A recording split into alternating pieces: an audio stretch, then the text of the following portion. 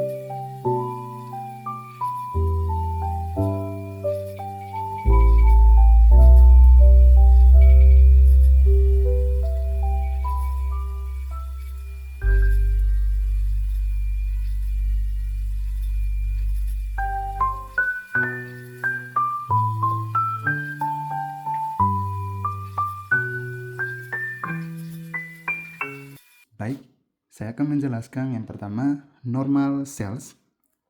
Normal cells fisiologis adalah perubahan reversibel dapat kembali normal dalam ukuran jumlah, fenotipe, aktivitas metabolik, atau fungsi sel sebagai respons terhadap perubahan lingkungan, tuntutan fungsional atau stresor ringan. Tujuannya adalah untuk mencapai keadaan stabil baru yang memungkinkan sel bertahan hidup dan berfungsi dalam kondisi baru. Yang kedua adalah atrofi. Atrofi penurunan ukuran sel. Atrofi adalah ukuran sel yang disertai dengan penurunan volume organ atau jaringan. Contoh fisiologis: penyusutan rahim, uterus setelah melahirkan, atrofi otot akibat kurang aktivitas, aktivitas atau atrofi otak pada penuaan. Penyebabnya penurunan beban kerja, hilangnya inervasi saraf, berkurangnya suplai darah, nutrisi tidak memadai, atau hilangnya rangsangan endokrin. Baik. Yang ketiga, hiperplasia. Hiperplasia peningkatan jumlah sel. Hiperplasia adalah peningkatan jumlah sel dalam suatu organ atau jaringan yang biasanya terjadi pada sel yang mampu membela diri, mitosis. Contoh fisiologis: pertumbuhan payudara saat pubertas atau kehamilan, serta regenerasi hati setelah sebagian hati diangkat. Penyebabnya adalah rangsangan hormonal atau kebutuhan fungsional. 4. Displasis adalah perubahan sel pada leher rahim yang dideteksi melalui akibat infeksi virus HPV, saluran pernafasan, perubahan pada sel bronkus akibat iritasi kronis dari asap rokok yang seringkali diawali oleh metaplasia. Yang kelima, hipertrofi adalah peningkatan ukuran sel yang mengakibatkan peningkatan ukuran organ. Hal ini terjadi pada sel yang tidak dapat membela seperti otot. Contoh fisiologis: pembesaran otot rangka pada atlet angkat beban atau pembesaran rahim uterus selama kehamilan. Penyebabnya adalah peningkatan beban kerja fungsional atau stimulasi hormonal. Yang adalah metaplasia. Metaplasia adalah perubahan reversibel di mana satu tipe sel dewasa, epitel atau mesenkim, digantikan oleh tipe sel dewasa lain yang lebih mampu menahan lingkungan yang merugikan. Contoh, perubahan epitel kolumnar bersilia di bronkus menjadi epitel squamosa pada perokok metaplasia squamosa untuk bertahan dari iritasi asap. Yang terakhir adalah neoplasia.